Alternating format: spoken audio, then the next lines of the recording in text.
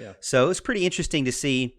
I did have a lot of people, Al, in the comments after the LSU game, though, kind of going back to this week and looking at kind of the end of the decade.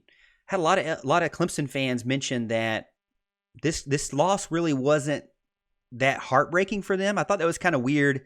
You would think after 30 games or 29 games of not losing, and then to lose one, you would think you'd be pretty devastated. You'd think you'd be frustrated, mad, maybe throwing some things, Hmm. maybe yelling at some of your pets. But a lot of fans on Twitter and Facebook, social media in general, were just saying, "Hey, the better team won. I'm not really that upset about it." Is that kind of the feeling you had? I kind of felt that way. Yeah, it's a lot different than the one in 2015 against Alabama. That's kind of one where you walk away thinking that Clemson was the better team. Obviously, they got hit with a kickoff return in that game. They got hit with a trick or an onside kick that they were not ready for. They were ill prepared to handle. I think you had that was another one where OJ Mayo, I believe, got wide open down the sideline, which was disappointing. I think I got that name right, but I can't remember for sure. I know it was Alabama's tight end that just ran all over OJ us. Okay, Howard. Howard, there you go. Howard. That's right. That's right. OJ Howard. So that's disappointing. I mean, you really walked away from that game, in my opinion, thinking that Clemson was the better team. Watson led a heck of a comeback, and almost kind of pulled that one out. I think he just needed a little more time. But this one was different. This one had a different feel to it.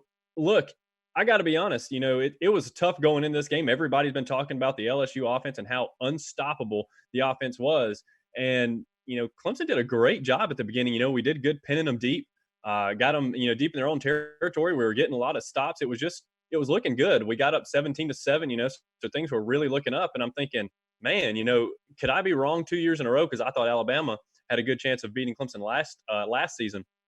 And then this game, it's like, well, Clemson has proven me wrong again, and obviously that's a great thing. Anytime Clemson wins and can prove me wrong, if I'm going against them, I'm all for it.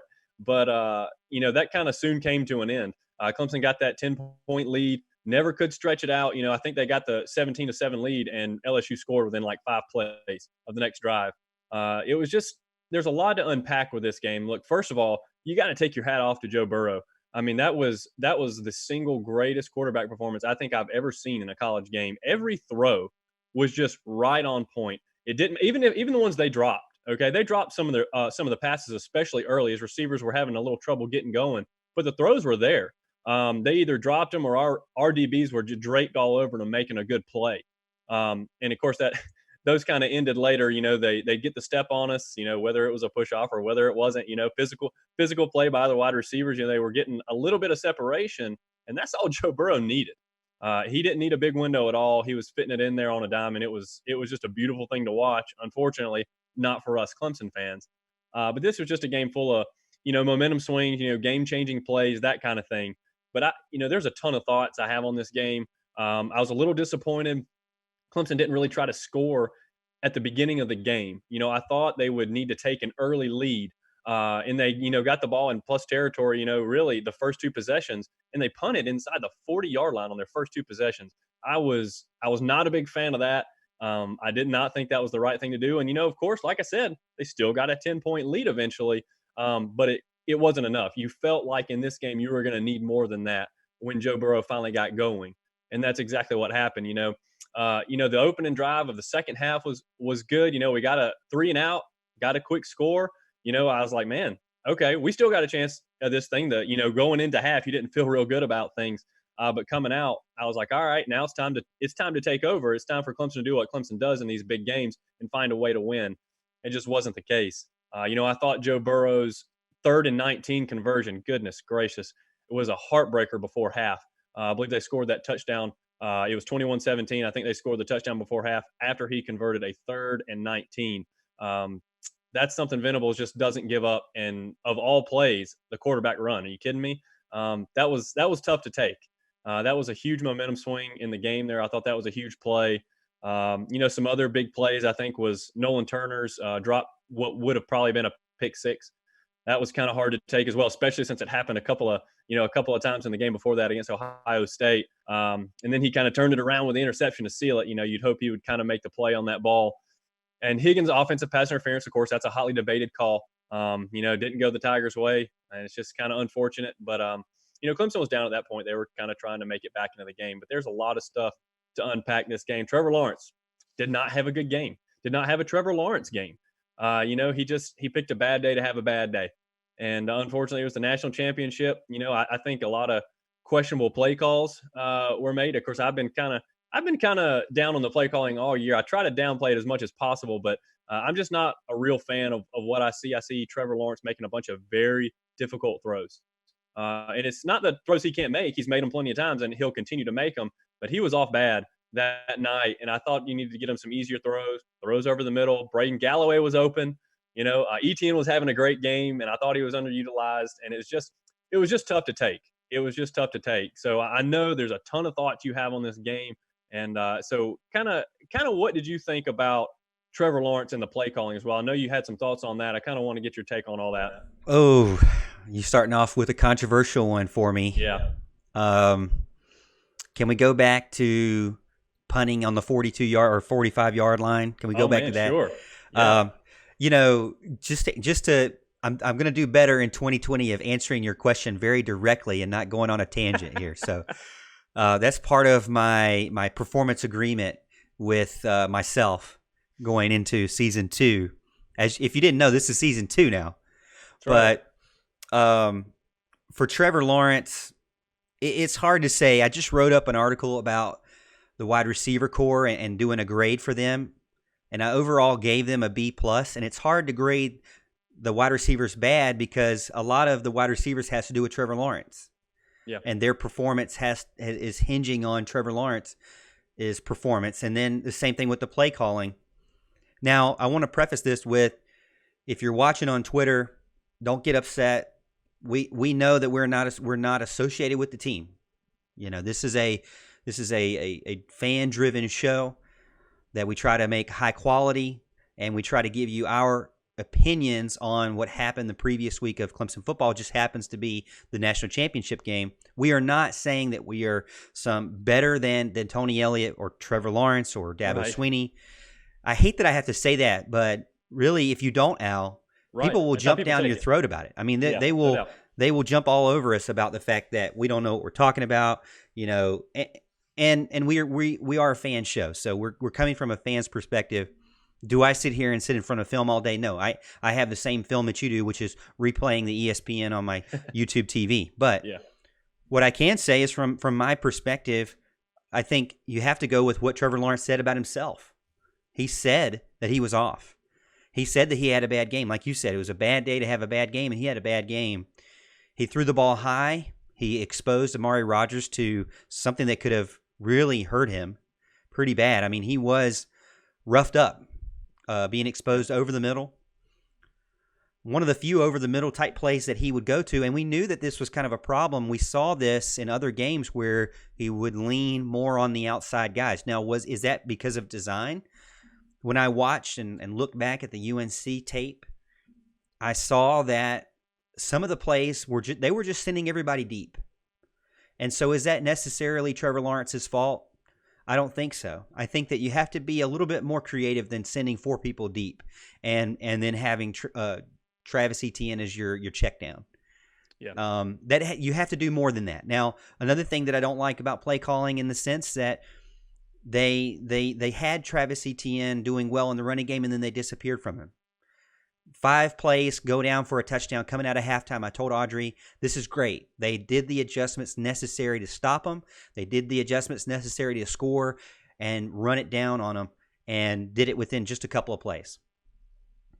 But then they went away from it again. Yeah. Braden Galloway had a huge 42-yard pass, disappeared after that. This was something that Deshaun Watson was able to exploit against teams like Alabama by throwing it down the middle to the tight end or to whoever was there crossing the field. And I feel like Trevor Lawrence, more often than not, ignores that. He leans on T. Higgins a lot, and when T. Higgins is not on it, which T. Higgins was on it, he just happened to have his one touchdown catch get overturned, I think, over a bad pass interference call. But really, if you're an LSU fan or Ohio State fan and you just happen to be watching this, you're probably saying, you deserved it because of what happened in the Ohio State game with controversial plays. I get it. All things seem to work out, karma, whatever you want to call it. But what I will say is that I think that was a touchdown, and that would have brought them within 10 points. Wouldn't have made it any closer than that, but they still would have had an uphill battle. I don't think they would have won the game. Sure. Clemson, I don't think Clemson got blown out. A lot of LSU fans on YouTube saying Clemson got blown out. Just because you glance at it and see 40-20 doesn't mean they were blown out. 17 points, I wouldn't necessarily call 17 points a blowout, especially if you're going to call Oklahoma game a blowout. Now, that was definitely a blowout, but then you can't turn around and say a 17-point game was a blowout, especially a game where you had to come back from behind double digits. And it was the first time you were down double digits all year. So Clemson had the ability to get the lead, which was something that a lot of people doubted they were going to be able to do. Mm-hmm. Clemson also had the ability had the opportunities to take advantage of that lead and grow it even further. And like you mentioned before, at the beginning of the game, it was like, you've got to be kidding me. Burrow is backed against his own end zone. Muse, Simmons are all stuffing them. Skalski stuffing them. And we're getting, the first time, like you said, was on the 42-yard line. The first time I think was 33. The second time was 42. And the third time was on the 25. So it was a full time that time. But you're two times out of that three of the first three possessions, you've got the half a field almost to work with. And you can't do anything. Third down was terrible. I mean, 1 for 11 from third down. Yeah. It's just completely horrible. They did not use Travis Etienne on third down at all. And I think rotation was a little bit weird too. Why in the world, with the game on the line, do you have Ngata, Rogers, Chalk, and Ladson? Yeah. I mean, with the game on the line, now the other team on the other end, they're keeping Chase and Jefferson and Moss in that game. The entire game almost. Mm-hmm. And they're definitely, if they're going to sub out, they're not going to sub out the entire staff. Right. Now, the receiver core, that confuses me a lot with what Clemson does. I don't know the answer. I'm not saying it's wrong or right. I don't know. But I'm just saying that it's weird to go out there and see where Trevor Lawrence needs to hit somebody that he's familiar with, that he's in sync with, and you've got three guys that aren't the starters. Most of them aren't the starters other than Rodgers. And that was a little bit weird to me because if you're on the defense, you're thinking, well, they're going to throw it to Amari Rodgers or they're going to run the ball. Yeah. You know, that's the only two options. They're not going to give it to, these other guys that barely play. I mean, compared. I say barely play compared. But if you go to Sports Illustrated's website and you see my article about the wide receivers, last year, Alan, I thought this was really, really shocking. Last year, the top four wide receivers were used 28%, 25%, 22%, and 21%. Yeah.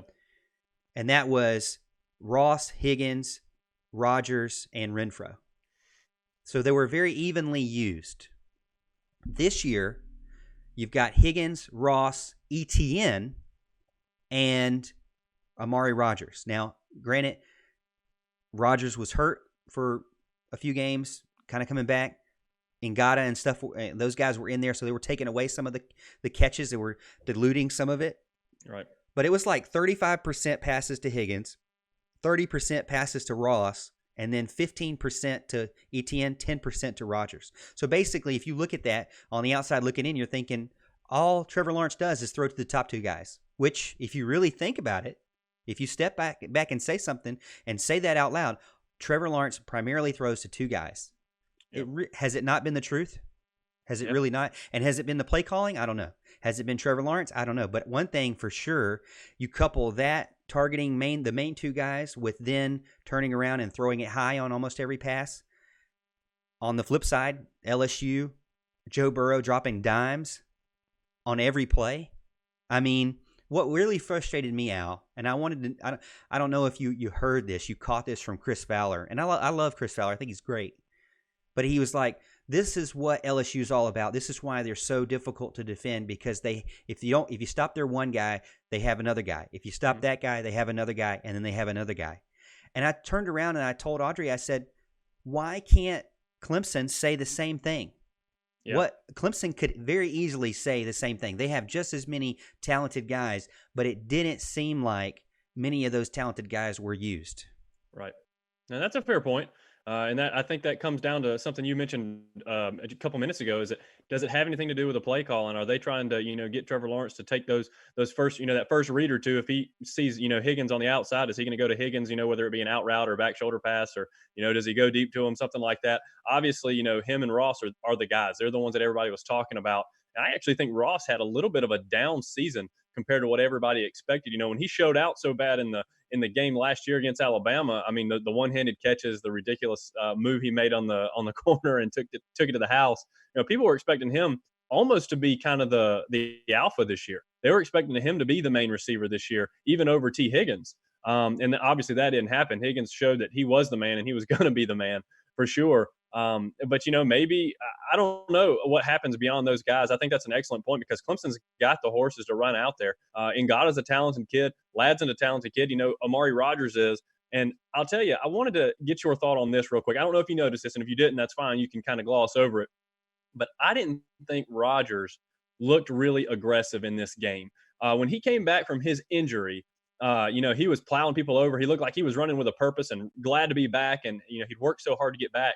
But the couple times he caught the ball, to me, he'd run towards the sidelines and just kind of pull up and run out of bounds instead of, making a move inside or lowering his head and making some contact. I was kind of disappointed because he hasn't been that guy this year. He hasn't been that guy in his career. And it just kind of seemed like he was avoiding that a little bit. That was a little frustrating. Now, let's be honest. That didn't change the game in any way, shape, form, or fashion, I don't believe. But it was just something to take note of, I thought. I didn't know exactly what was going on there. If he was a little more hurt, if he hadn't, completely come back from his injury, had he tweaked it or something like that, I wasn't sure. It just looked a little strange to me. I don't know if you noticed that at all. It's just something I took note of. I didn't really notice it, but I would say that, I mean, he got rocked. If that was after the time he got rocked across the middle, even Joe Burrow got rocked during the game, and a couple of plays after that, you're like, okay, maybe Clemson has a chance now because he seemed to be off, but then he kind of got back into it, worked his way out of it, or worked into it. I didn't really see any problems from Rodgers in the sense that I also haven't rewatched the game. I don't really like to rewatch losses. Dabo Swinney mentioned the same thing. It's going to be difficult to rewatch, but it's going to be something necessary in order to build on next year. Chat saying that they feel like Ladson and Ngata were going to do better, and they hope to do better next year. I feel like that Ngata didn't step up as much as I would like him to do with T. Higgins out. I felt like if T. Higgins was out of the game, the Clemson offense was lost in a lot of ways. Yes. They did not seem to be able to move the ball if Higgins was not there. There was a lot of reliance on him. I mean, 35% of the plays are going through him. If passing plays are going through him. And so when he's not there, he kind of took on that role of that third down guy. And as far as you said, Justin Ross, I wanted to hint back on that too. Did he take a step back? If you read my article, which I think you did, it sounds like you did. But I looked at it, Al.